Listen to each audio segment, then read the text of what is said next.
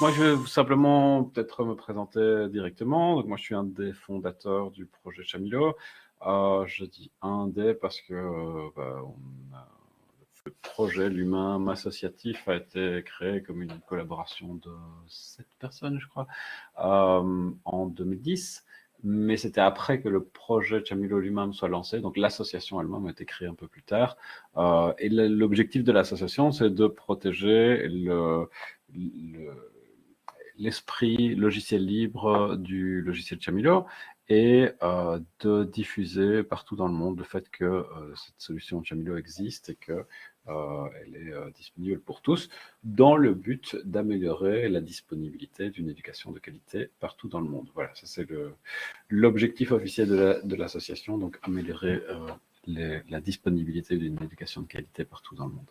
Alors, pour faire ça, donc notre outil principal, c'est la suite logicielle Chamilo, Chamilo LMS, Learning Management System.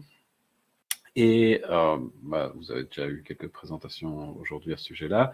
La présentation d'aujourd'hui, de maintenant en particulier, c'est par rapport à l'intégration de l'intelligence artificielle dans le logiciel Chamilo. En version 1.11, on va parler un petit peu de ce que ce qu'on projette pour la version 2.0 de Chamilo qui devrait paraître début de 2025. Je suis actuellement donc président de l'association Chamilo. Je suis aussi, on va dire, directeur de développement de Chamilo. On est une petite équipe, donc ça fait un peu pompeux de dire directeur, mais en tout cas, c'est principalement moi qui prend des décisions par rapport aux aspects techniques dans Chamilo. Je ne développe plus tellement, mais voilà, j'ai développé beaucoup Chamilo dans les années précédentes. Et voilà. Donc maintenant, je m'intéresse à toutes les tendances qui sont importantes, qui vont marquer l'avenir du projet Chamilo. Et évidemment, une des grosses tendances pour l'instant, c'est l'intelligence artificielle. Ça risque de le rester encore pour les nombreuses années à venir. Et donc, ce qu'on va voir, c'est ce qu'on a déjà fait dans Chamilo, ce qui nous reste à faire, ce qu'on projette de faire. Et on va parler un petit peu aussi des différents types d'intelligence artificielle générative en général. Donc, on va se concentrer principalement sur les intelligences artificielles génératives, donc du type LLM, comme on a souvent entendu parler récemment. Donc, ChatGPT, c'est un Large Language Model, donc un modèle de langage, un grand modèle de langage. Et on va parler simplement de ce qu'on peut faire actuellement, ce qu'on pouvait faire il y a quelques années et comment ça évolue. Voilà. Donc, sans plus d'introduction, je vais directement passer à la présentation elle-même. Donc, en histoire de l'intelligence artificielle. Alors, il faut savoir quand même que l'intelligence artificielle, on en parle et on l'utilise pour développer des mécanismes en programmation depuis que moi, j'étais à l'école d'ingénierie. Donc, depuis les années 90 au moins, 90 pour les Français. Et à cette époque-là, en fait, c'était principalement une série de modèles logiques pour arriver à faire travailler un ordinateur de façon plus intelligente, de faire prendre des décisions de façon plus intelligente. Ça a continué à travailler, je veux dire, en sourdine, ce secteur, pendant assez longtemps.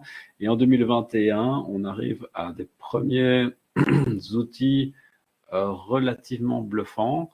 Et il faut voir ça comme une synergie, un recoupement entre plusieurs technologies. Donc, il faut savoir que un des grands aspects super importants pour l'intelligence artificielle, qui rend cette intelligence artificielle efficace, c'est les GPU, donc les processeurs spéciaux qui sont utilisés pour les jeux vidéo, la génération d'espace en 3D, etc.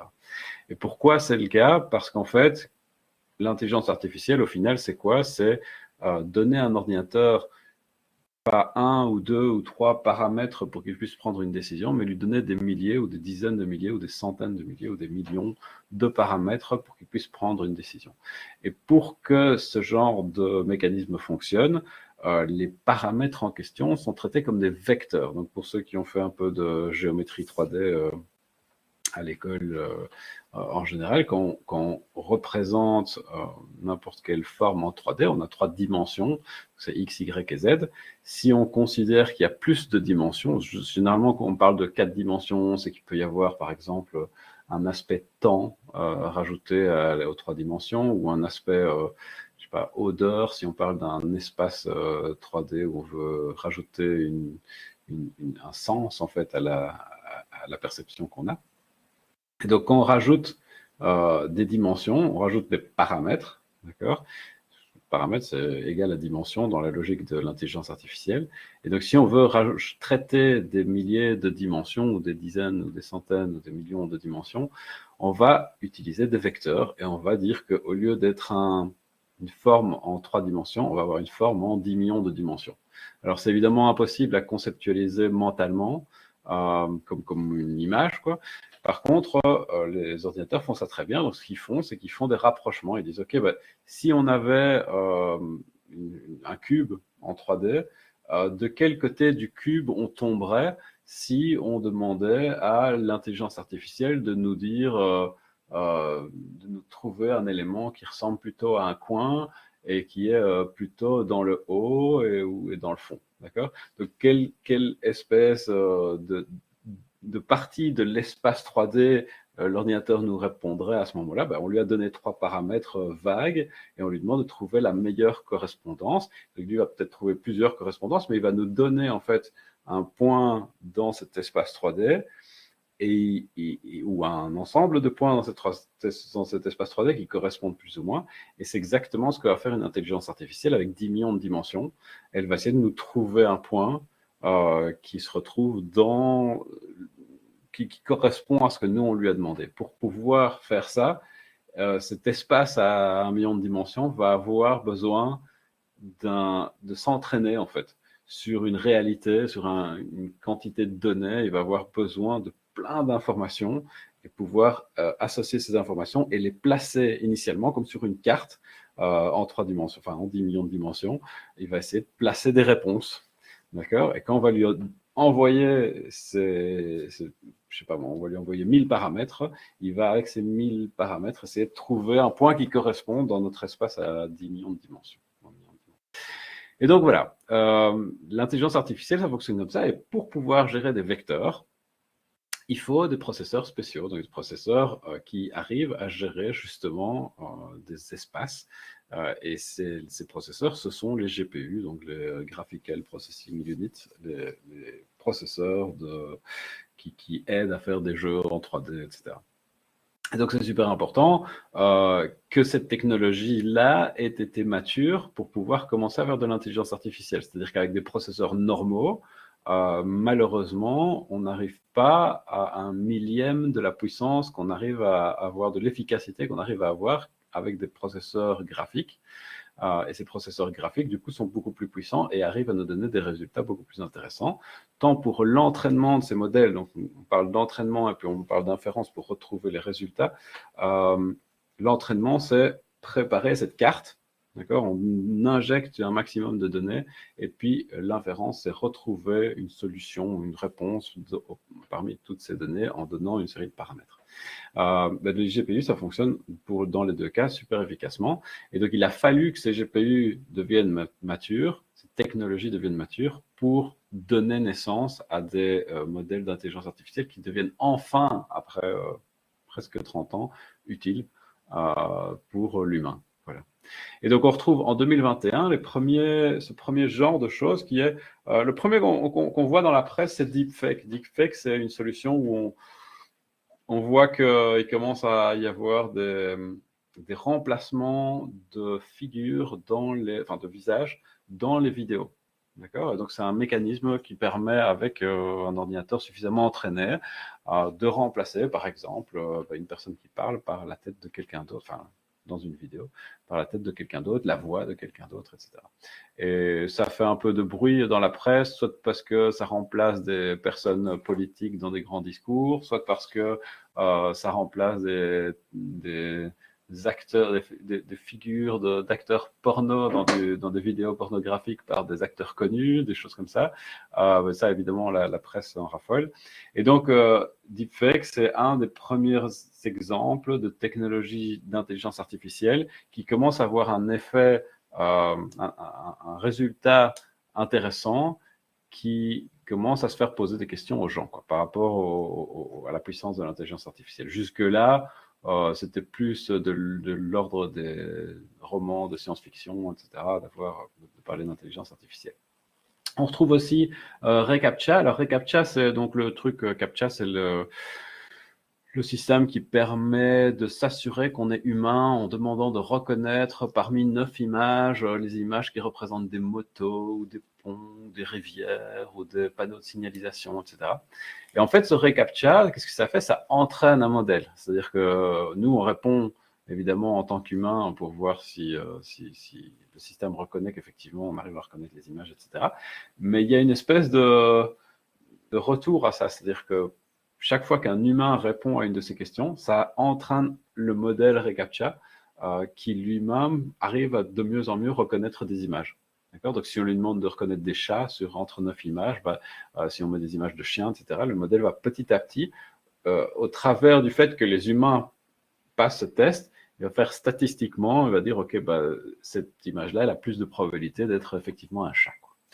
Et donc, petit à petit, le modèle s'entraîne grâce aux humains. Donc, c'est les humains qui travaillent pour l'ordinateur, pour le système d'intelligence artificielle. Et petit à petit, ce système d'intelligence artificielle devient meilleur et meilleur et commence à se distribuer. C'est-à-dire qu'il y a plusieurs organisations qui commencent à récupérer les résultats de ce genre de système pour pouvoir entraîner leur système d'intelligence artificielle qui reconnaît des images, par exemple, de façon de plus en plus fine. D'accord? Mais il fallait les bases quelque part pour commencer tout ça. En 2022, on commence à voir des choses un peu plus intéressantes. Donc, début 2022, apparaît DALL-E. DALL-E, c'est un système qui génère des images donc, à partir de texte. Donc, on lui dit simplement ce qu'on veut et il va nous générer une image qui va nous permettre il va nous générer une image qui correspond à ce qu'on lui a demandé. Donc, typiquement, un des trucs intéressants à faire, c'était lui demander, par exemple, de nous peindre un tableau comme l'aurait fait Dali, Salvador Dali, ou comme l'aurait fait le peintre Rembrandt, ou que sais-je. On va pouvoir lui demander de générer des peintures ou des images comme si elles avaient été créées par un artiste célèbre. D'accord? Mais avec des choses insolites. Par exemple, on va demander à Van Gogh Van Gogh, c'est un système d'intelligence artificielle, de peindre un téléphone mobile avec le style de Van Gogh. Quoi. D'accord? Et donc, on arrive à faire des trucs intéressants, mais c'est toujours basé sur l'analyse d'images existantes qui ont été créées par des humains. Quoi. Et puis, fin 2022, apparaît le maintenant célèbre ChatGPT. Et ChatGPT, en fait, ce qu'il fait, c'est qu'il met en place le premier véritable grand modèle de langage connu. Et c'est-à-dire qu'il va générer en fait un chat conversationnel qui est super intelligent, on va dire. Mais intelligent, c'est super connaisseur, super entraîné. Il connaît presque tous les sujets connus par les humains, etc. Pourquoi? Parce qu'il a scanné Internet pendant des mois et il a récupéré un tas d'informations et puis il génère une conversation sur base de toutes les informations. C'est comme un énorme dictionnaire qui comprend ce qu'on lui demande. C'est-à-dire que même si on n'exprime pas clairement ce qu'on veut, il va arriver à nous demander plus de précision par rapport à ce qu'on veut et à trouver l'information quelque part sur ces données qu'il a collectées auparavant sur Internet.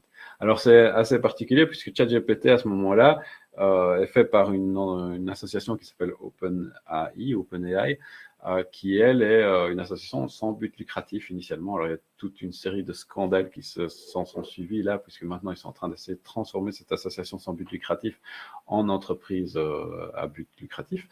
Mais un des aspects importants pour eux, c'était la sécurité. Et donc, à ce moment-là, ils disent, en fait, on va mettre un stop aux données collectées, on va dire que cette intelligence artificielle, comme on l'appelle, générative ici, puisqu'elle génère des réponses sur base de questions qu'on lui pose, n'aura des connaissances que jusqu'à septembre 2019, je pense. Donc 3 ans avant sa sortie en 2022. Et donc, on ne peut pas lui demander des trucs super actuels. Et on ne peut pas lui demander non plus de deviner le futur, quoi. Donc il y a toute une série de limites qui ont été mises en place pour essayer de maintenir ce système relativement sûr et éviter de donner à quelqu'un des outils trop puissants qui pourraient affecter matériellement je ne veux pas dire le futur de l'humanité, mais en tout cas affecter matériellement la richesse, par exemple, ou la chance de quelqu'un en particulier. Et puis on a Midjourney. Midjourney apparaît avec leur première version. Midjourney, c'est un système qui génère des images. Alors on va en reparler plus tard parce que j'ai quelques exemples ici. Mais en gros, c'est un système qui, lui, un peu comme DALL-E, génère des images, mais est beaucoup plus flexible que DALL-E, beaucoup plus réaliste dans les images qu'il génère. Et on va en reparler par la suite. Et puis en 2023, on a toute une série de nouveaux LLM qui apparaissent. On a Claude, qui est un truc qui est lancé par Anthropic, qui maintenant est financé au moins partiellement par Amazon. On a Bard, qui est un système que lance Google, qui est maintenant remplacé par Gemini. On a Llama ou Llama, qui est un système open source, lui, un logiciel libre, en fait, techniquement, qui est lancé par Meta, anciennement Facebook. On a ClipDrop qui permet, c'est un tout petit système qui lui permet de recouper voilà, de remplacer des éléments dans des images et d'étendre une image. Donc on lui donne une image et on lui dit tiens, imagine ce qu'il y a autour. Et il va étendre l'image de façon super réaliste. Luma AI qui est un système qui permet de prendre des photos et de générer des modèles 3D sur base de quelques photos ou de vidéos. On a Aiva qui permet de générer des musiques. On a InVideo qui permet de générer des petites vidéos de présentation très commerciales, je veux dire, très marketing. On a Baby AGI qui est un système qui prend des LLM comme ChatGPT et qui demande en fait le contrôle de notre ordinateur pour pouvoir faire plus.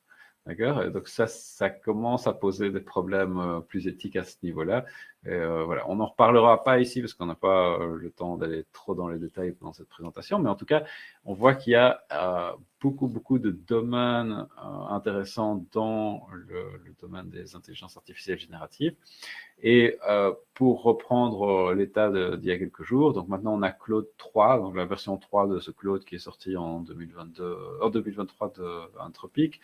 On a Gemini qui remplace Bard, on a Llama 3.2 qui remplace Llama 1 de l'année passée. Suno, alors Suno, si vous n'avez pas essayé, ça je vous recommande, c'est très amusant. C'est un système qui génère des chansons. Et alors, on peut lui donner n'importe quel style de musique, lui donner des paroles ou lui demander d'inventer les paroles. Il le fait très bien en français aussi. Et on lui donne simplement des sujets et un style de musique. Et il va nous générer des musiques qui sont vraiment impressionnante quoi, en niveau réalisme. Alors ChatGPT 4o, c'est un nouveau modèle. On parle maintenant du fait qu'il y a ChatGPT 5 qui devrait sortir d'ici pas trop longtemps, mais 4o en fait commence déjà à avoir un tellement bon niveau qu'il arrive sans problème à passer par exemple des examens d'entrée de l'école de loi de Harvard, des examens d'entrée de mathématiques du MIT, etc. Donc voilà, on arrive à ce niveau-là. Runway ML, ça génère des vidéos. Alors, c'est encore assez limité puisque ça génère des séquences vidéo qui font que quelques secondes. En général, c'est 5 à 10 secondes. Mais par contre, ce qui est intéressant, c'est qu'on peut faire des chaînes, en chipotant un petit peu, on peut enchaîner des vidéos pour faire des vidéos plus longues, quoi. Donc, si on pense à des films modernes en général, on va souvent retrouver des scènes les scènes indépendamment l'une de l'autre, ou les prises de vue, peut-être plutôt comme ça, sont généralement très courtes, d'accord. Et donc 5 à 10 secondes, ça peut être suffisant si on a des extrêmement bons talents de cinéaste pour monter un film entier sur base de séquences de 5 à 10 secondes, quoi. Il y a déjà des exemples en fait de 5-10 minutes avec rien qu'avec des séquences de 5 à 10 secondes, quoi. Voilà, et puis Baby JGI en attendant était, c'est un peu bizarre, on ne sait pas trop ce qui s'est passé, mais le projet a été abandonné mystérieusement, sans beaucoup d'argumentation. Il est repris par d'autres, enfin, c'est un petit peu, voilà, il y a des mystères autour de ça. Alors, donc ça, j'en ai déjà parlé maintenant, hein, mais donc deepfake, ça permet de modifier des vidéos, ChatGPT de générer des textes, avoir des conversations réalistes, ChatGPT aussi, générer des images, Dali ou Midjourney, générer des voix. Oui, pardon. Donc une vidéo, ça génère des séquences vidéo avec des voix off, quoi, des voix narratives, je veux dire. Mais les séquences vidéo sont elles-mêmes reprises de sites, je ne me souviens plus du nom maintenant, mais il y a toute une série de sites qui proposent des petites séquences vidéo en vente pour générer des vidéos de marketing. Ça va chercher les vidéos à cet endroit-là, quoi. Donc il faut, enfin voilà, il y a une souscription. Si on paye pas, je dirais, beaucoup de ces systèmes fonctionnent comme ça, hein. Ils ont des petites solutions. On peut tester gratuitement toute une série de choses, mais alors ils ont souvent des marques d'eau, je sais pas comment on dit ça, des marques en transparence comme ça qui apparaissent sur les vidéos, sur les images, etc., pour éviter qu'on les réutilise commercialement. Et si on paye une souscription, alors on peut générer ça et les réutiliser avec tous les droits de création en fait, de ces images. Alors, il y a générer votre voix, ça Play HT, ça c'est assez marrant, comique ou inquiétant, ça dépend un petit peu du point de vue. Mais on peut aller sur ce site et enregistrer sa voix pendant quelques secondes et il va imiter notre voix pour dire n'importe quoi. D'accord? Donc c'est juste une espèce de reconnaissance de signature de notre voix et à partir de là, il peut générer une voix tout à fait similaire à notre voix, quoi. Et donc, en particulier, les personnes qui parlent publiquement, comme moi maintenant, ou comme tous les exposants qui sont venus avant moi aujourd'hui, on peut techniquement, sans leur demander leur avis, illégalement évidemment, mais sans leur demander leur avis, utiliser ce système pour générer leur voix, et puis par la suite, avec un deepfake par exemple, ou le Runway ML, etc., envoyer des photos de nous et nous faire parler, nous faire dire des choses qu'on n'a jamais dit, quoi. Voilà. En vidéo, évidemment. Voilà, donc pour générer des musiques ou des chansons, Aiva et Suno, et pour générer des vidéos, une vidéo qui est plutôt vidéo marketing, et Runway ML qui fait, lui, des vidéos plutôt artistiques. Voilà, je ne sais pas très bien comment marche le partage d'écran ici, mais si on a l'occasion, on regardera. En tout cas, je vous conseille d'aller vous faire un tour sur Runway ML parce que sur leur page d'accueil, ils ont une vidéo de leur troisième version de modèle où ils disent en fait cette vidéo n'a pas été modifiée du tout avant de la mettre en ligne. Et c'est époustouflant, quoi. Je veux dire, maintenant on voit pas la différence entre des créateurs artistiques de talent qui remontaient cette vidéo, soit en la filmant avec des drones, soit en la filmant dans un studio, soit en les créant avec des modèles 3D, etc. Voilà, c'est pratiquement impossible à distinguer, quoi. Ce qui est intéressant, évidemment, avec tous ces modèles, c'est qu'on arrive à créer des choses qui sont extrêmement difficiles pour des humains de créer. C'est-à-dire que on va pouvoir demander, par exemple, de créer une vidéo du Père Noël sur le sol lunaire, d'accord, ou de créer une vidéo qui est comme si on avait une caméra sur le dos d'une fourmi et qui va dans une fourmilière, d'accord. Tout ça, ce sont des choses qu'on ne pourrait pas faire dans la pratique, qu'on peut imaginer, évidemment, on peut les créer avec la génération de vidéos en 3D, etc.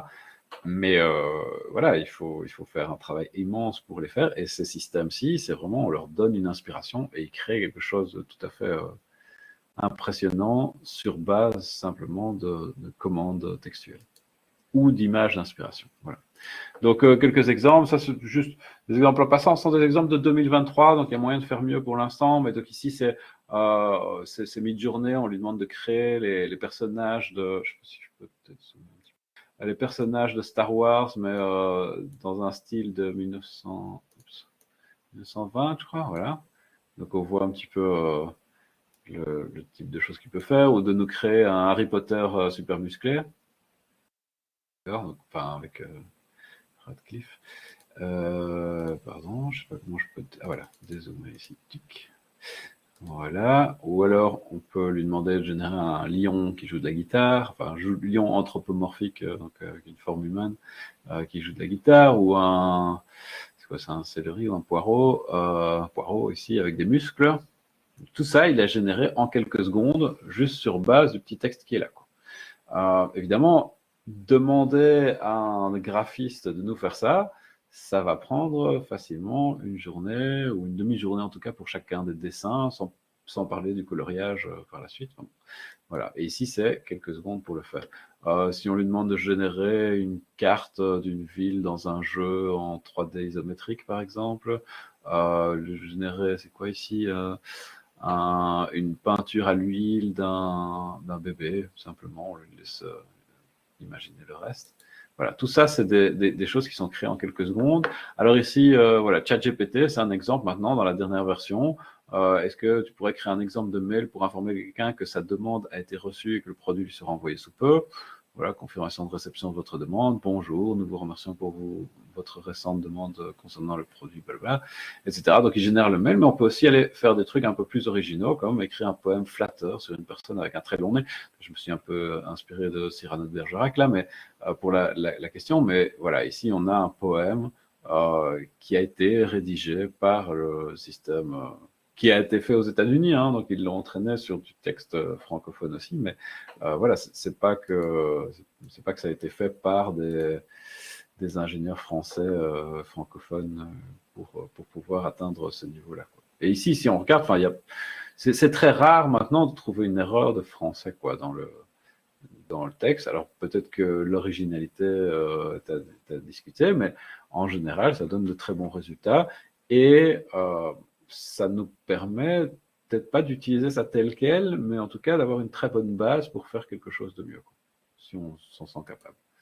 Voilà, donc ça c'est je veux dire, en gros, pour parler un petit peu de ce qu'on a actuellement. Donc InVideo AI, on a fait une vidéo de présentation commerciale pour la conférence Chamillot et on voit qu'il a repris des petites... Voilà, c'est e-stock, c'est ça, e-stock photo ou e-stock je sais pas quoi, où il va reprendre des images ou des vidéos et il monte avec ça une petite vidéo. Donc là, il nous a fait une vidéo de 1 minute 54 où on invitait les gens à venir à notre conférence. Et en fait, si on avait voulu faire ça par une agence marketing, ça nous aurait coûté probablement autour de 3 000, 4 000 euros pour le faire. Ici, ça nous a coûté $10, un truc comme ça, quoi. Et ce qu'on a dû mettre, c'est le texte qui apparaît et la voix était générée automatiquement. Par contre, à ce moment-là, au moment où on l'a testé, il n'y a pas de génération de voix en français, donc on avait dû faire la vidéo en anglais.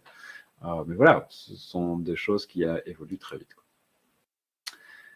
Alors, les agents IA, donc Baby et GI dont on a parlé avant, peuvent scanner Internet, exécuter des commandes sur votre ordinateur, modifier des documents localement sur base d'une analyse qu'ils font. Ils communiquent avec ChatGPT, par exemple, ou d'autres, pour aller trouver des améliorations à faire à un document qu'on a sur notre ordinateur, modifier la configuration de l'ordinateur, faire d'autres choses en ligne. Donc, il peut notamment, il y a des exemples où ils arrivent à développer un système qui peut commander des tickets d'avion en ligne, quoi. Voilà, tout seul. Donc, il suffit de lui dire les paramètres, donc de lui demander vers où on veut voler, entre quel prix et quel prix, etc. Et il arrive à se débrouiller tout seul en allant chercher des sites qui vendent des billets et remplir les informations qu'on lui a fournies avant, évidemment, au niveau du passager, tout ça.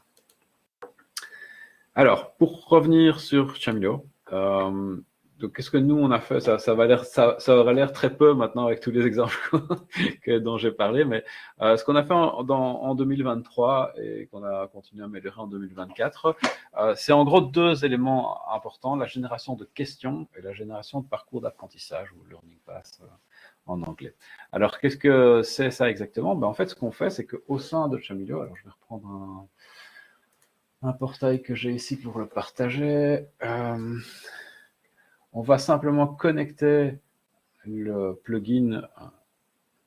Je vais prendre ici, essayer de partager mon écran. Je n'ai pas encore essayé aujourd'hui, j'espère que tout ira bien. Voilà. Voilà, donc ça c'est un Chamillot classique. Dans l'administration, je vais ouvrir un nouvel onglet pour ça. Évidemment, je ne suis plus connecté.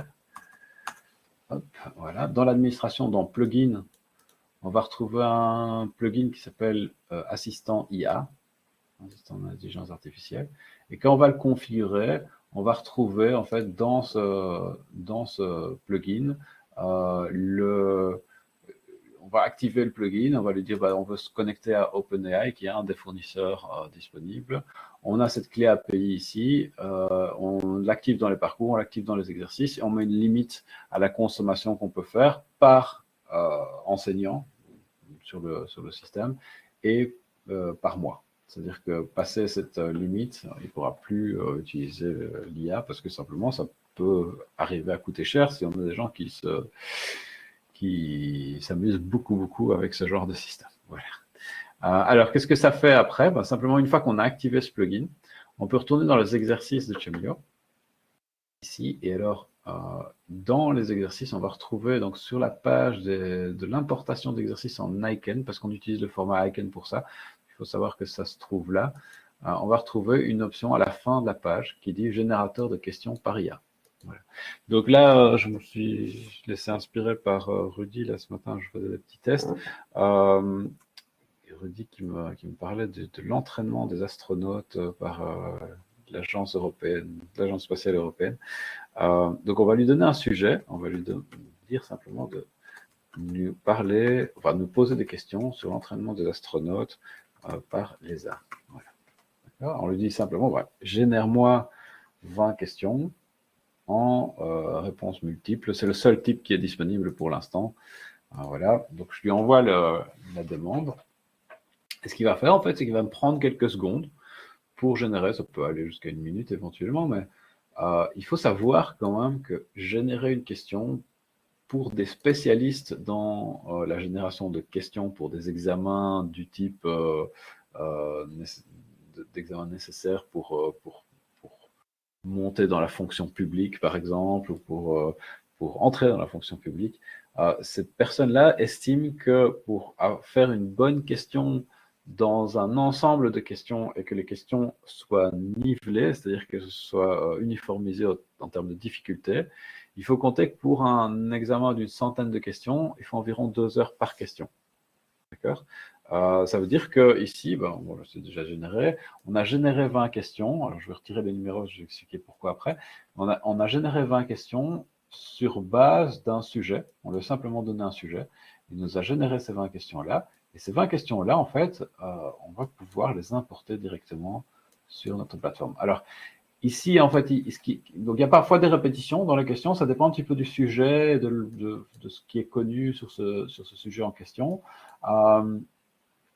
Mais ici, ce qu'il a fait, c'est qu'il a généré des préfixes numériques à chacune des questions, ce qui est bien pour la présentation, pour comprendre en tant qu'humain.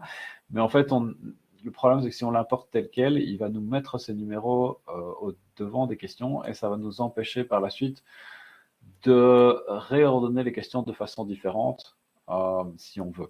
D'accord ? Donc, il vaut mieux ne pas mettre de numéros de questions. Chemilio fait ça très bien quand on génère l'exercice. Enfin, quand on visualise l'exercice, il met des numéros de questions simplement automatiquement devant.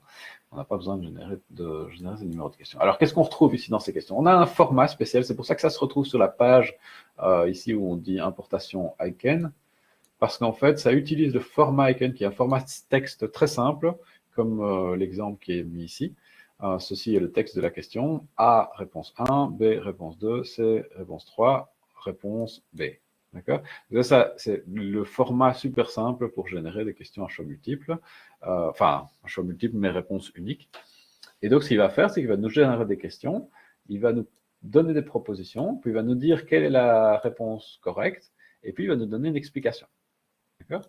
Alors, attention, ici, moi je parle de ChatGPT 3, mais dans ChatGPT 3, on pouvait compter facilement qu'il y a un 20% de ces questions qui soient mauvaises, c'est-à-dire qu'elles doivent être éliminées parce qu'elles n'étaient pas correctes. Soit la réponse n'était pas correcte, soit la réponse n'avait aucun sens. C'était rare que la question n'ait aucun sens, mais en tout cas, il faut compter qu'il y a un 20%, il y a un an, il y avait un 20% à éliminer. Maintenant, il est fort possible qu'il y ait beaucoup moins à éliminer qu'il y a un an, mais voilà. Donc on a la première question, quel est le nom de l'agence spatiale européenne qui entraîne les astronautes pour les missions spatiales? L'ESA, la NASA, évidemment, États-Unis, JAXA le Japon, CNSA probablement la Chine. Réponse A, voilà, très bien. L'ESA ou Agence spatiale européenne est responsable de l'entraînement des astronautes pour les missions spatiales. Super. Donc, on a 20 questions comme ça, on va les importer simplement. Et ici, il nous propose de mettre un poids total. Alors, le poids total, ça veut dire quel est le score qu'on va donner à l'ensemble des 20 questions. Donc, s'il y a 20 questions, on met 20, ça veut dire qu'il y aura 1 point par question. Si on mettait 40, ça mettrait 2 points par question, etc. C'est à nous de voir, mais on peut tout ça peut être modifié par la suite. Alors ici, on a généré, donc, si j'avais pas regardé du tout les questions, si j'avais pas donné d'explication autour de ça, etc., on a généré en fait un exercice de 20 questions dans Chamilo en à peu près une demi-minute. D'accord, au lieu de 40 heures si on prend l'estimation des spécialistes du sujet. Donc ça, chacune des questions est développée comme une question normale dans Chamilo. On peut les éditer, chacune d'entre elles, il n'y a aucun problème. Une fois qu'on les a revues, qu'on est sûr de notre coup, on va tout simplement, on peut rechanger la configuration de l'exercice, éventuellement mettre une limite de temps, etc. Et puis on va visualiser l'exercice en soi, comment vont le voir les apprenants. Et voilà, donc quel est le nom de l'agence spatiale? Ça reprend dans l'ordre, on voit qu'il a rajouté le numéro, hein, donc c'est Chamilo qui rajoute. Il a remis dans l'ordre parce que simplement, on n'a pas demandé de désordonner les questions. Voilà, si j'enregistre mes réponses, je ne sais pas, hein, je vais répondre n'importe quoi. Ici, je ne regarde même pas. Hop. Voilà, on fait ça pour les 20 questions, et puis on va regarder les résultats qui nous génèrent par rapport à ça. Alors, pour les gens qui connaissent un petit peu mieux ChatGPT, par exemple, même tous les LLM fonctionnent de la même manière. Dans les questions qu'on lui pose, on peut lui donner ce sujet, et puis on peut lui dire « Pose-moi des questions pour un public d'experts en aéronautique, par exemple. » Et donc, les questions vont être différentes parce qu'on lui donne plus d'informations par rapport à ce qu'on attend. Et donc, on peut lui dire ça. On peut lui dire généralement des questions pour un public d'enfants de 8 ans. D'accord. Donc, les questions vont être très simples. Voilà. Il se peut, parfois, il y a des répétitions dans la question où il formule légèrement différemment la même question. Ici, par exemple, quel est le nom du programme de formation d'ESA qui prépare les astronautes à effectuer des sorties dans l'espace? Quel est le nom du programme qui prépare les astronautes à travailler sur des expériences scientifiques? Donc ça, c'est des choses différentes, mais il reprend les mêmes possibilités de réponse. D'accord. Et il le fait pour pas mal de questions. On voit ça. Donc il faut voir, ça a peut-être beaucoup de sens. Bah oui, chaque fois le nom du programme. Donc il n'y a peut-être pas beaucoup de programmes au total qui sont similaires, enfin qui sont dans cet esprit-là. Voilà, je termine le test. Ah tiens, il dit que j'ai pas enregistré une de mes réponses. Voilà, et là il va me donner simplement le résultat par rapport à mon test. Donc ça fonctionne intégralement comme fonctionnerait un test normal dans Chameleon. Voilà, ça c'est pour générer des exercices. Alors on a voulu aller un petit peu plus loin. On s'est dit, ok, bah, les exercices c'est très bien, mais l'étape suivante que vont nous demander les enseignants, c'est de les aider à élaborer le texte de leur cours. D'accord? Parce que bon, on peut avoir un sujet très commun à présenter, mais en même temps, on peut peut-être avoir des doutes par rapport à nos propres compétences de synthèse ou nos propres compétences de rédaction, etc. Et donc, ce qu'on peut faire, c'est demander à ChatGPT, dans ce cas-ci, donc pour l'instant, je tiens à être clair par rapport à ça, quand on a vu tout à l'heure dans le plugin lui-même qu'on pouvait configurer le modèle qu'on va utiliser, on a vu qu'il y avait juste OpenAI pour l'instant, ChatGPT, mais en fait, à l'avenir, on espère en offrir plusieurs. Mais voilà, et ça fonctionne plus ou moins de la même manière pour tous de toute façon. Alors ici, une fois qu'on a activé le plugin, on a une 5e icône qui apparaît dans la page des parcours, qui est avec une espèce de petit... on n'est pas encore tout à fait sûr de notre coup par rapport à l'icône qu'on veut utiliser pour ça. Mais donc ici, on a essayé de représenter ça comme une espèce de... comment on dit ça? Des nœuds liés entre eux. Pour expliquer que on utilise l'IA pour ça. Et donc ici, ce qu'on va faire, c'est qu'on va demander à l'IA de nous générer un parcours d'apprentissage complet sur justement l'entraînement des astronautes par l'ESA. Voilà.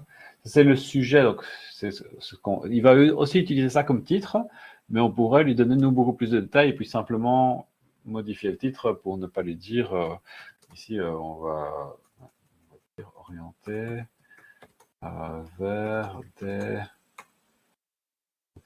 des ingénieurs civils. On va peut-être pas orienter pour des ingénieurs civils. Voilà. Nombre d'éléments du parcours. Alors, c'est le nombre de pages. D'accord. Donc, on va dire, je sais pas, 6 pages, par exemple. Et le nombre de mots par page. C'est-à-dire que ici, on pourrait dire, ben, on veut 500. C'est pas vraiment des mots, en fait. C'est des tokens. Les tokens, c'est un token. Non. Oui, c'est ça. Un token, c'est 0,7 mots en moyenne. Donc, c'est un petit peu moins que des mots. Mais voilà. Et puis, on peut lui dire simplement de rajouter un test après chaque page de notre parcours. Donc, on aura 6 pages. Et puis, après chacune des pages, on aura un petit test de, par exemple, 2 questions. Alors ça permet de faire un parcours avec des auto-évaluations au sein du parcours lui-même pour être sûr que la personne apprenne. Donc, ça, c'est une des méthodologies relativement communes dans le monde de l'e-learning. C'est de donner un contenu et puis de vérifier si la personne a compris ce contenu-là avant de la laisser progresser, juste histoire qu'il y ait un certain suivi. C'est un auto-suivi, quoi. La personne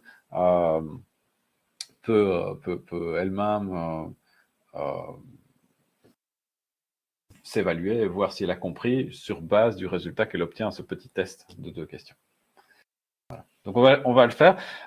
Il suffit de demander la génération. Il y a un petit signal qui est envoyé à ChatGPT qui lui demande voilà, j'aurais besoin de 6 pages qui me parlent de. En fait, donc la façon dont il travaille, c'est qu'il envoie à ChatGPT le sujet en lui disant tiens, crée-moi une table des matières sur ce sujet-là. Et puis pour chacun des éléments, donc il récupère la table des matières, Chamilo, et puis pour chacun des éléments de cette table des matières, dans le contexte du titre général, il demande à ChatGPT de lui générer une page avec 500 mots. Donc ça prend d'habitude, dans mon expérience, ça prend environ 2 minutes. Donc pendant ce temps-là, on va pouvoir parler d'autres choses.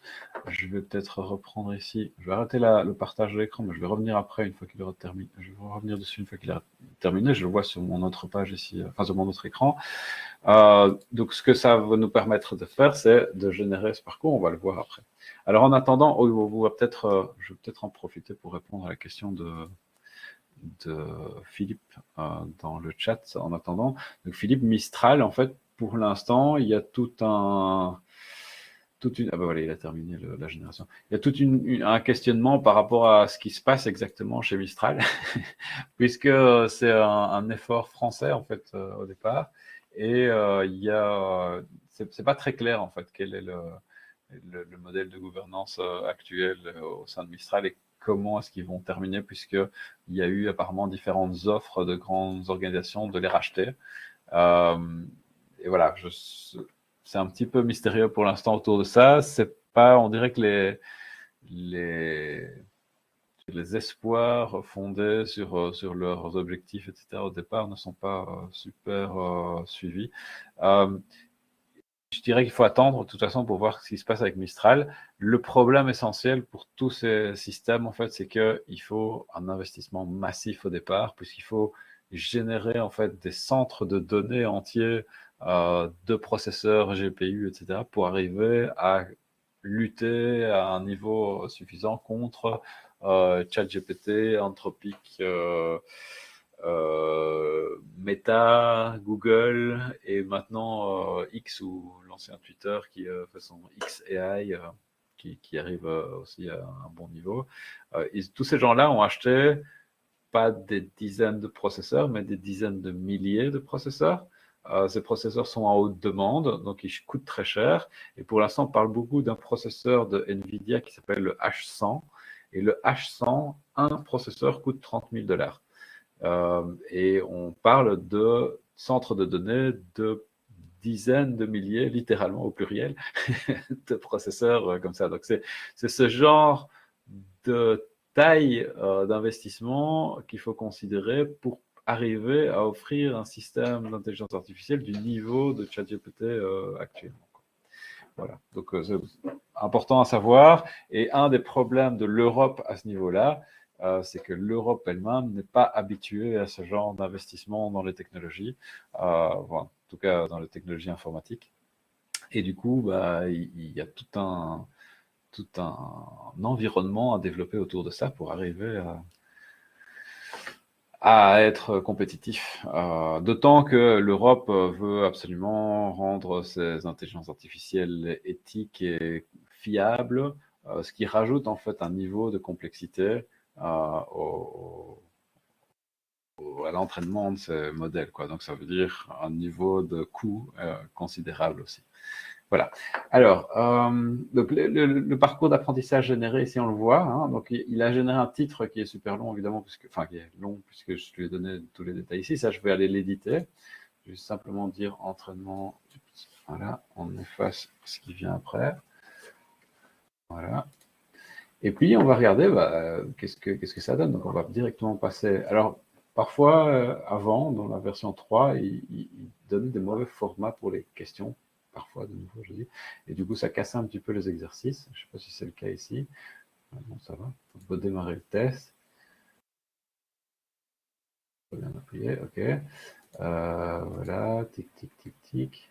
2 questions, fin du test. Et j'ai obtenu 1 sur 2. Alors, on a mis, en fait, dans le système de génération des parcours, on a fait en sorte que il y a une dépendance automatique d'une étape à l'autre. Donc, je ne peux pas passer, c'est pour ça qu'il y a du rouge qui apparaît. Je ne peux pas passer à cette étape-ci parce que je n'ai pas encore complété cette étape-là.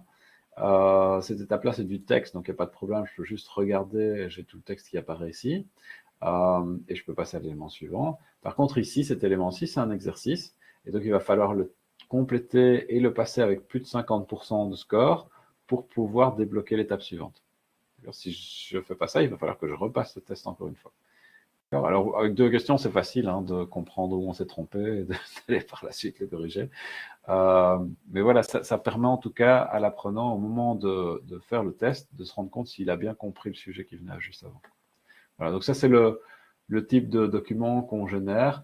C'est fait pour être édité, quoi. C'est-à-dire qu'on ne veut pas que ce soit le texte définitif que les enseignants utilisent dans leurs cours. C'est juste pour que les enseignants aient une bonne base et qu'ils puissent, sur base de ça, se poser des questions sur l'élément fondamental sur lequel ils veulent se concentrer ou ils veulent focaliser l'apprenant. Mais on veut en tout cas aider l'enseignant, faire en sorte que la partie la plus rébarbative de son travail soit coupée, quoi. Soit coupée court et qu'il puisse se concentrer sur les choses qui sont le plus intellectuellement éprouvantes ou intéressantes pour pouvoir faire un meilleur cours, un meilleur contenu. Voilà.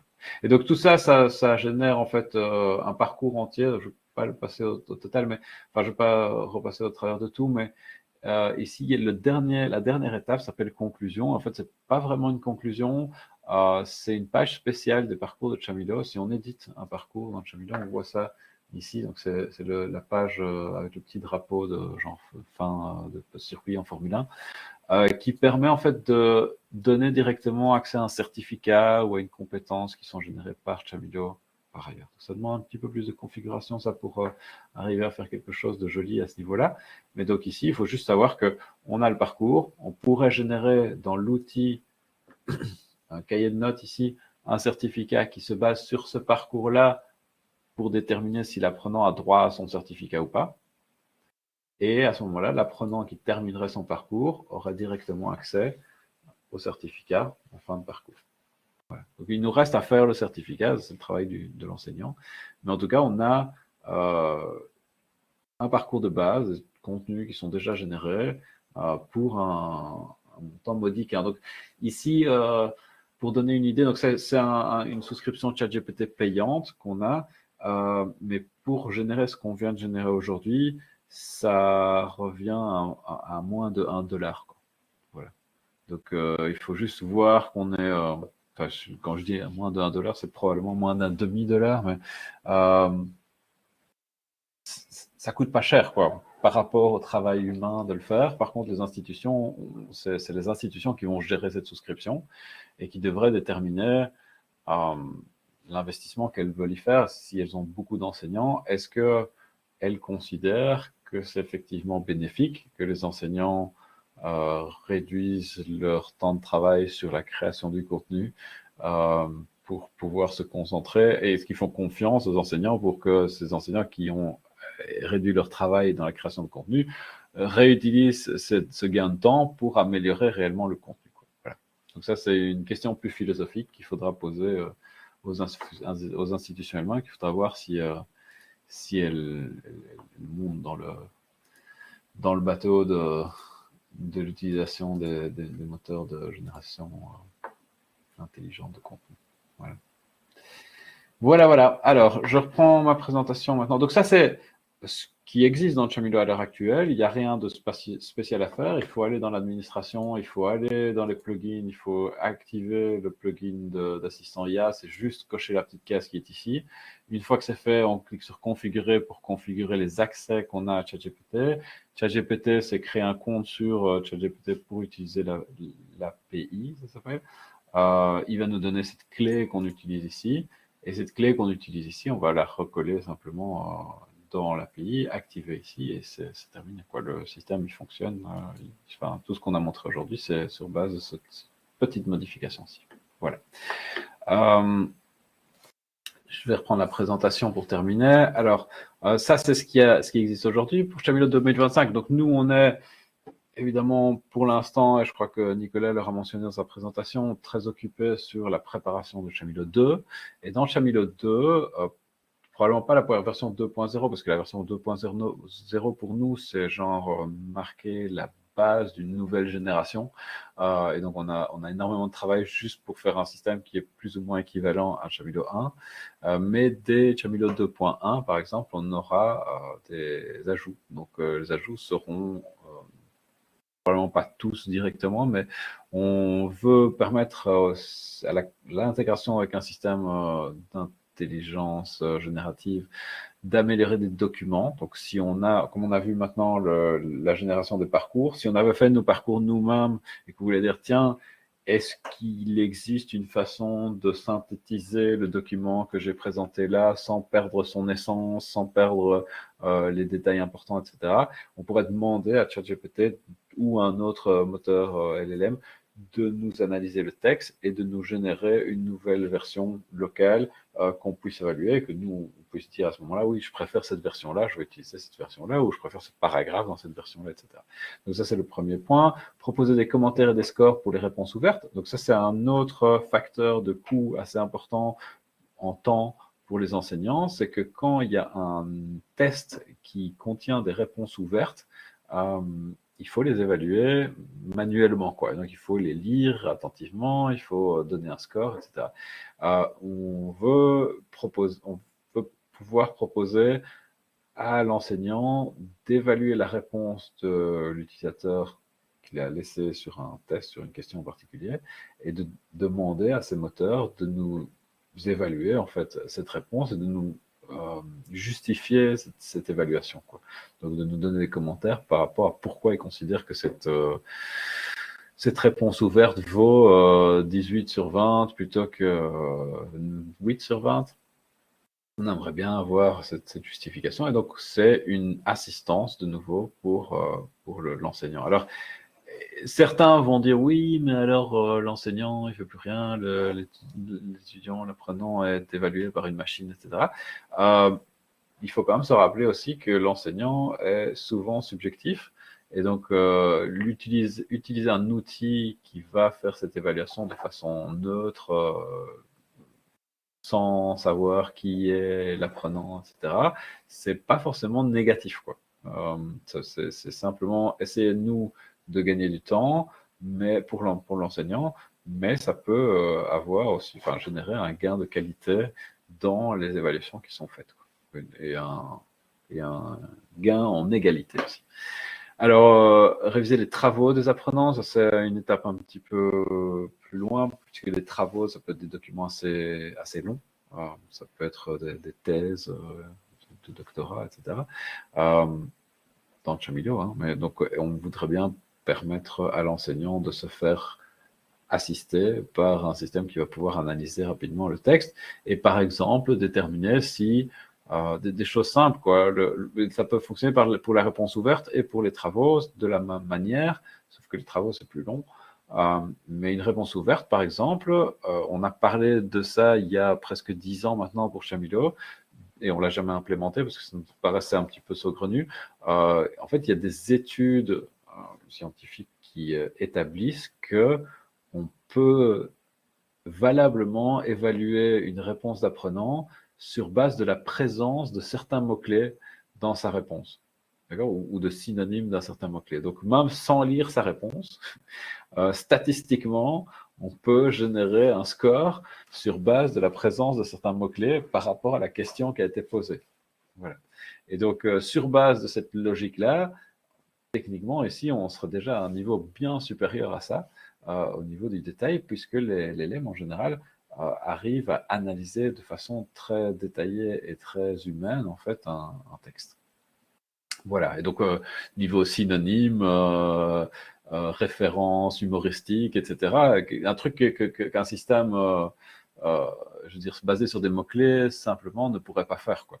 Si l'apprenant lui-même largue une citation de Gérard Depardieu dans Cyrano de Bergerac comme argument pour remplacer certains termes qu'il aurait pu utiliser, etc. Un système basé sur des mots-clés n'arrivera jamais à capter cette finesse-là, alors qu'un système LLM pourrait très bien le faire. Ouais. Donc on peut demander, je mentionne ça parce qu'on peut demander déjà actuellement au système de xAI justement qui s'appelle Grok, leur système d'intelligence artificielle, qui n'est pas encore disponible en Europe, mais on peut lui demander de nous expliquer à quoi fait allusion quelqu'un qui explicitement fait de l'humour caustique ou sarcastique sur quelque chose. Donc on peut, sur base d'une citation de quelqu'un et dans le contexte d'une conversation, le système LM peut nous détailler d'où vient sa référence, de quel livre en particulier, de quel auteur, etc. Une référence est venue et si la personne qui fait cette référence-là le cite vraiment consciemment ou fait référence à autre chose. Donc il y a vraiment une analyse très détaillée qui est possible.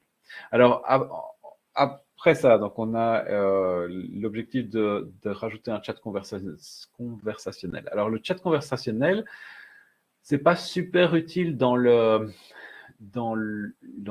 philosophie d'enseignement actuelle ou la méthodologie d'enseignement actuelle plutôt, parce que en fait c'est plus pour un apprentissage autonome, tout à fait autonome, et c'est-à-dire qu'en fait l'assistant peut fonctionner pour l'enseignant lui-même, simplement en lui répondant à des questions. Donc, on pourrait avoir, par exemple, l'enseignant, on a déjà vu des exemples dans la presse aussi de ça, des enseignants qui utilisent ChatGPT, par exemple, en disant à ChatGPT, maintenant tu es Platon, d'accord, et tu vas répondre comme si tu étais Platon à toutes les questions que je vais te poser.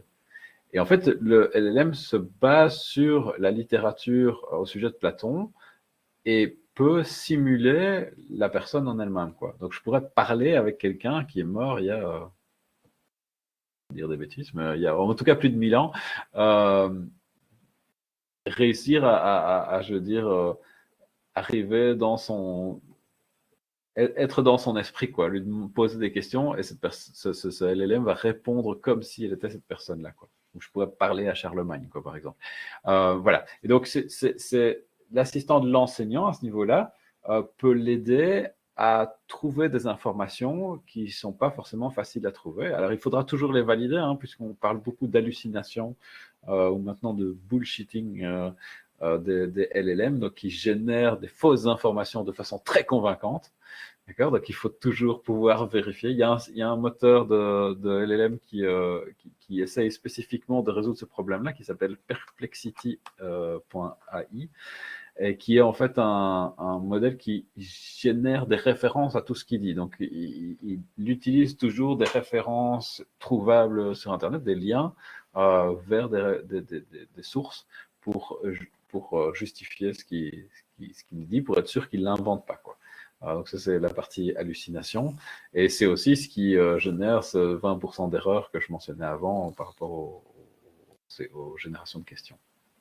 Mais n'empêche, l'assistant est toujours là, même si on a 20% d'erreurs, on a toujours 80% de réponses correctes. Et l'idée, c'est d'avoir un outil qui permette d'assister l'enseignant, tant pour la révision des travaux des apprenants, comme pour la création de contenu, comme pour l'analyse de la façon dont ces apprenants apprennent, et s'il y a quelque chose à modifier ou quoi. Peut-être la correction même, de dire, tiens, prends cet exercice que j'ai fait et dis-moi si mes questions sont correctes, par exemple, ou s'il y a d'autres, si tu as d'autres propositions de réponses incorrectes qui seraient plus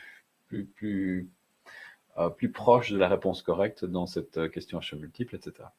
Mais alors, on a aussi l'autre côté de l'autre face de la médaille qui est de dire, on pourrait avoir un assistant pour l'apprenant lui-même, pas dans le sens où on activerait l'assistant au moment où il doit passer un examen, mais plutôt dans le sens de la méthodologie de Bloom. Alors la méthodologie de Bloom, pour ceux qui l'ont analysé, en fait, ce que ça fait, c'est que ça établit par niveau les degrés de maîtrise d'un sujet par un apprenant.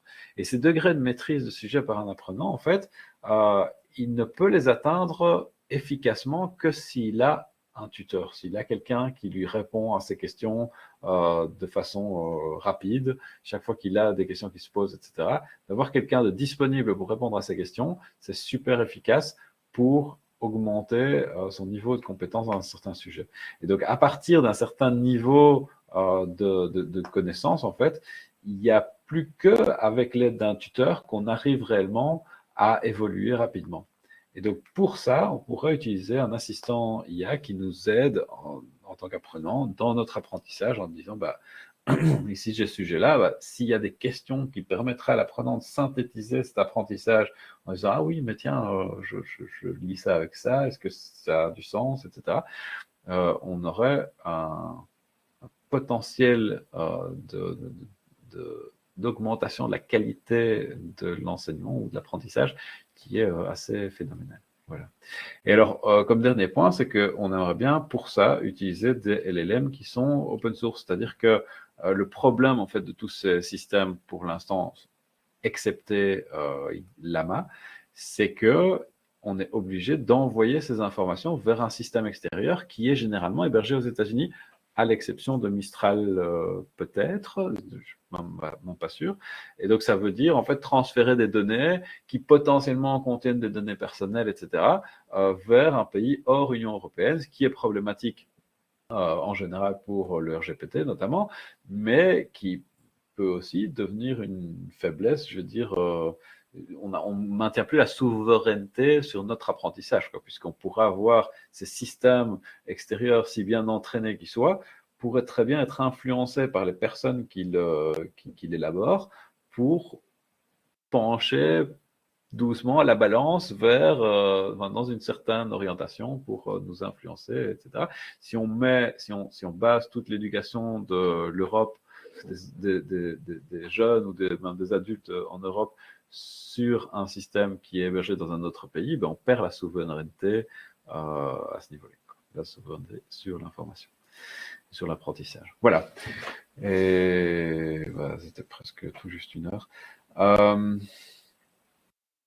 Je suis ouvert à des questions pendant quelques minutes, s'il y en a. De toute façon, cette présentation a été enregistrée, donc il y a moyen de la reconsulter par la suite.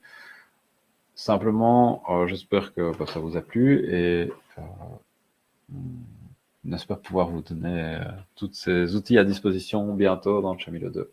Voilà, merci.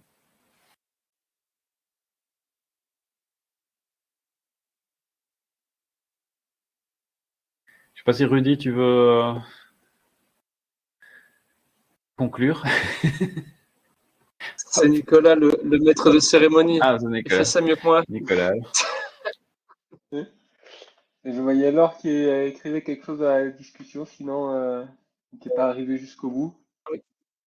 Sinon tu peux le faire oralement aussi. Sûr d'avoir bien compris, parce que moi je suis graphiste à l'origine, je suis pas informaticienne, donc ça reste peut-être plus nébuleux pour moi que pour vous. Quoi qu'il en soit, là, ce que je comprends, c'est que dans la plateforme, on peut, en tant qu'enseignant, être assisté par l'IA, recevoir des contenus de formation, et donc être assisté par ChatGPT. Et moi, ce que je comprenais aussi, de l'intérêt de l'IA par rapport à la formation, c'était le fait de donner accès plus facilement aux ressources. Là, je ne parle pas de la formation de la formation dans sa globalité, juste quelques ressources, permettre aussi à l'apprenant d'y accéder le plus facilement possible, donc grâce à l'IA. Et donc, on se contente de tout le contenu de la plateforme et pas du tout de ChatGPT, où on peut imaginer que là, on sort complètement des contenus de formation qui ont été conçus, réfléchis, raisonnés. Voilà, c'était limité à nos contenus. C'est ça. Mais ici, donc, l'idée pour nous, dans la version actuelle, dans la mouture actuelle du système, c'est de permettre de pré-générer du contenu, mais qui est toujours validé par l'enseignant avant d'être soumis aux élèves. Et puis, il n'y a pas d'étape supplémentaire. À l'avenir, ce qu'on fera, c'est mettre évidemment des options pour décider ce qu'on veut activer ou ce qu'on ne veut pas activer. Donc, l'assistant lui-même, ce ne sera pas d'office activé, ce sera disponible si on veut l'utiliser, et ce sera configurable, c'est-à-dire qu'on pourra, l'enseignant lui-même, au sein de son cours, pourra déterminer si les apprenants peuvent faire usage de l'IA directement dans la plateforme. Alors, je veux dire, on peut voir ça de 1000 façons différentes, mais de toute façon, l'apprenant lui-même, il peut décider d'ouvrir un onglet sur ChatGPT et de s'aider de ce côté-là. Hein. Ça, il n'y a pas de souci à ce niveau-là. Donc, nous, on ne peut pas empêcher ça non plus.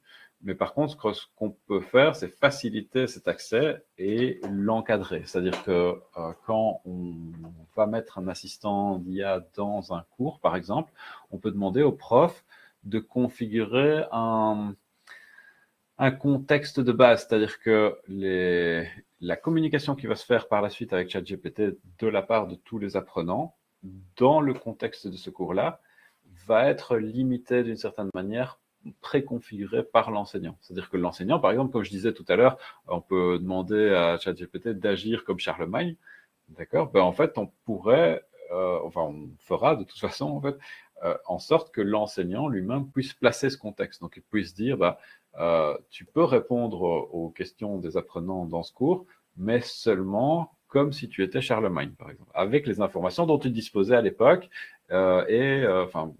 placer tout un contexte autour de ça, quoi. Évidemment, il y a un certain apprentissage à assurer avec les enseignants eux-mêmes pour qu'on soit sûr qu'ils comprennent les limites qu'il faut placer. Mais c'est l'objectif, quoi. Ici, donc un LMS, c'est toujours comme ça. Hein. En final, c'est un outil qui permet d'encadrer l'apprentissage, en fait. Parce que sinon, tout le monde peut apprendre de tout en ligne tout le temps, mais l'idée ici, c'est vraiment le LMS, ça ordonne l'apprentissage, quoi. Ça te Là, guide. typiquement, on est nous, dans le contexte région.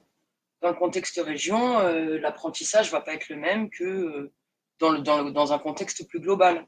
Donc, c'est pour ça que les contenus de formation tels qu'ils ont été pensés sont précieux et qu'il ne faut pas qu'ils soient dilués par tout. Enfin, c'est comme ça que je l'appréhende. Hein. Il ne faut pas qu'ils soient dilués par l'ensemble de tout ce qu'on peut trouver sur la toile. Voilà. Mais dans ce cas-là, donc ce que tu peux faire aussi, c'est dire et ça c'est l'objectif d'intégrer un LLM, comme je disais, open source comme Llama, c'est que tu peux l'avoir en fait ce LLM sur ton serveur. Ça coûte plus cher évidemment, mais tu pourrais l'avoir sur ton serveur et il fonctionne en fait en espace clos, c'est-à-dire que toi, tu vas pouvoir donner à ce système qui est sur ton serveur tes documents et lui demander d'analyser spécifiquement tes documents et de donner de la rétroalimentation sur ces documents ou d'expliquer de façon différente aux apprenants le contenu de tes documents. Et dans ce cas-là, c'est tout à fait encadré, quoi. C'est juste que tu utilises un outil super puissant pour analyser ces documents-là et tu pourrais les utiliser plus loin si tu veux, quoi. C'est pas obligatoire. Alors, tant ChatGPT comme Llama vont permettre d'analyser tes documents et de confiner leurs réponses au contexte de tes documents. Mais le problème, c'est que ChatGPT, tu ne le contrôles pas du tout. Alors qu'un truc comme Llama, il est techniquement contrôlable, quoi. Donc tu peux le dominer, je veux dire, et faire en sorte qu'il ait ses limites c'est théorique, hein, tout ça, il y a toujours des hackers qui vont réussir à faire le contraire, mais l'idée, c'est que tu puisses lui donner un contexte, une limite. Ouais. D'accord. Merci. Ok, bah, je propose qu'on en termine là alors. Merci d'être venu. Oui. On a un peu dû réorganiser tout ça rapidement, mais c'est souvent aussi, on a quand même plus de public qui regarde les vidéos en replay. Post-production, en replay par la suite, que ce qui participe directement. Et cette vidéo-ci, je pense qu'on va la mettre sur YouTube d'ici quelques jours. Voilà. Ouais, sur la chaîne YouTube. Je sais pas si Philippe avait encore des questions, mais il n'a plus de micro. Mais Il est muet, je ne vois Philippe, rien apparaître. voilà. Non, c'est dans le chat, mais je le vois pas écrire. Normalement, on voit quand Non. quelqu'un commence à écrire. Et on ne voit Ok. pas écrire là pour le moment, donc. Très bien. Bah, il manquera pas de nous faire parvenir ces questions, j'en suis sûr. Très bien, merci beaucoup. Merci à tous. Termine alors cette conférence. À la prochaine. Au revoir, merci. Au revoir. Au revoir. Au revoir.